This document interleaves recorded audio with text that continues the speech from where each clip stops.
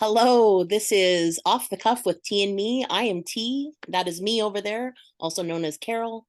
We're here this morning, wherever you're tuning in from, whatever time of day you're turning in to. We are speaking about ego. That thing that sometimes can get in the way, maybe become inflated.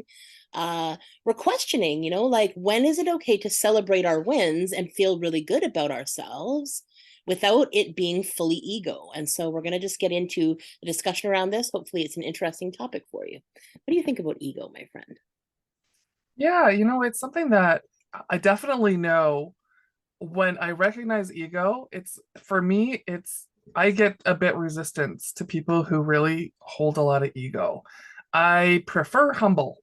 That is my strong preference. Hmm. When I experience people that have a sense of ego, a strong sense of ego, it for me it's a huge turnoff.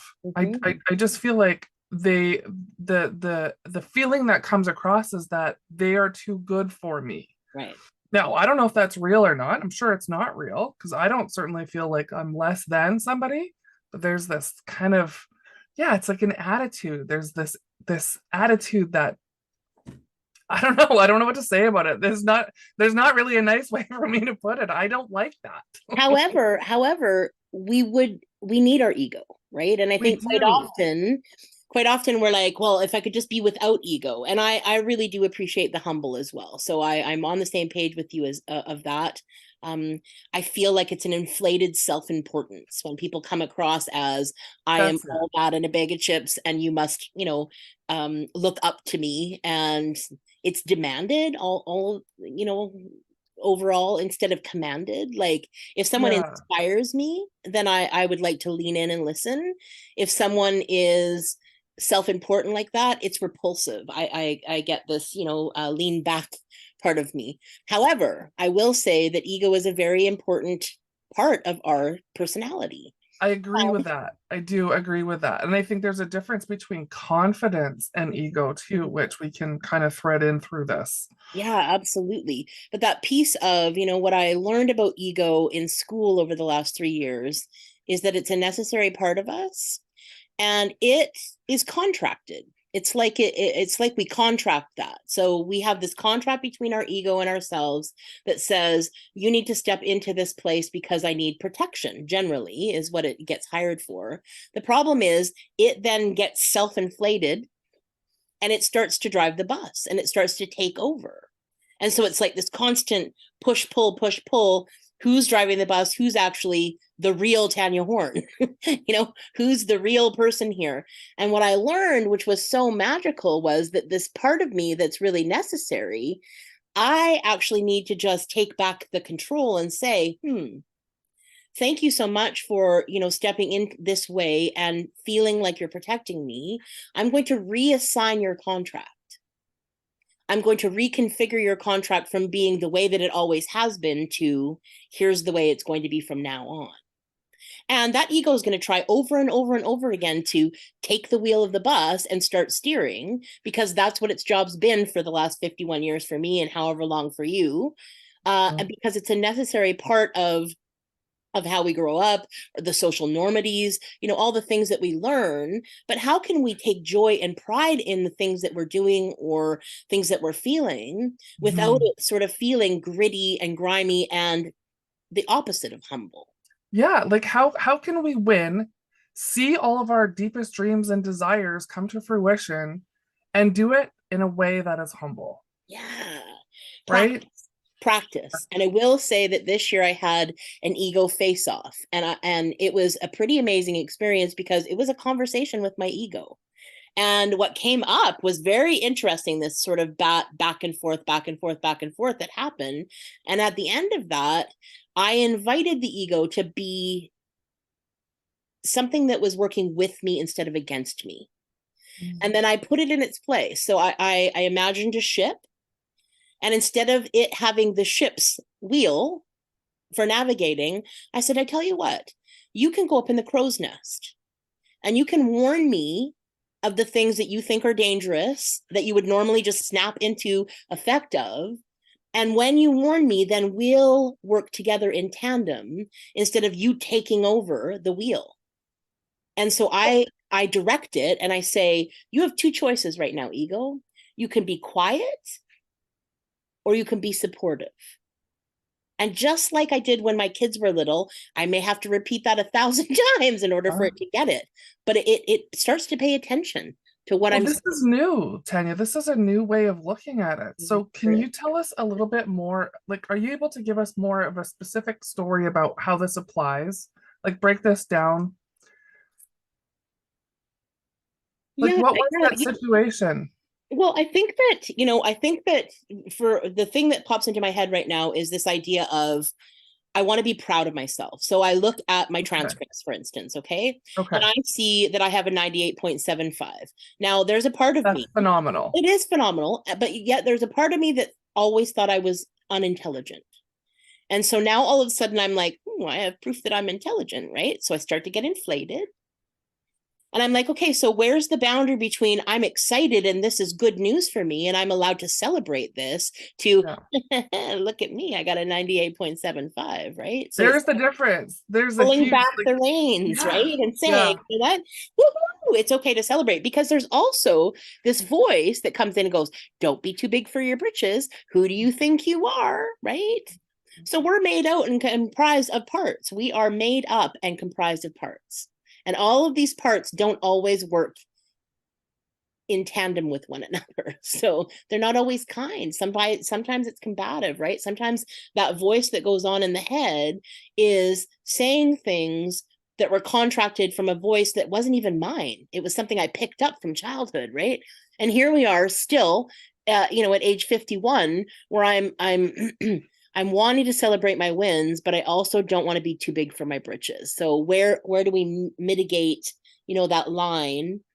And honestly, having known that the ego is a necessary part of me, that I, Tanya Horn, am not my ego. You are Like, not. I We am are not not my our ego. ego, right? Just We are like I'm not. not my thoughts. I'm the watcher Right. of those things. And when I become the witness of those things, then I can be compassionate and kind to myself because that's a choice that I can make.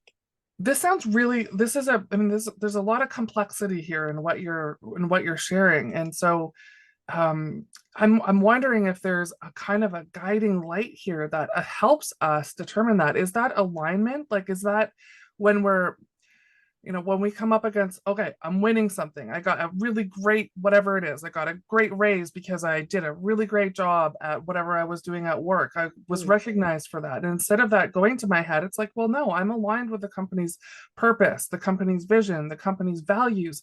I'm actually just doing and playing my part in that bigger piece and knowing that I'm contributing to this greater cause and not actually, this is one thing that I'm really guilty of, is not giving myself enough credit. So I actually do kind of the opposite Right. But that's sometimes. egoic. That's the ego That's saying, still no, egoic. no, you can't have Uh, that. But it's the same, I saw a post from our friend Siobhan the other day that said, I used to think that I needed to be a full-time paid comedian in order to be a stand-up comedian. And, right. and here's the truth is I get to be a stand-up comedian because I got on stage and I did it, right? That's So right. so is that okay to celebrate? And the truth is, yes, Of we get to course. celebrate those things about ourselves that we really enjoy and that we love without it tipping into the place of, ha ha ha, look at me, I've got everything going on and you better listen to me, right?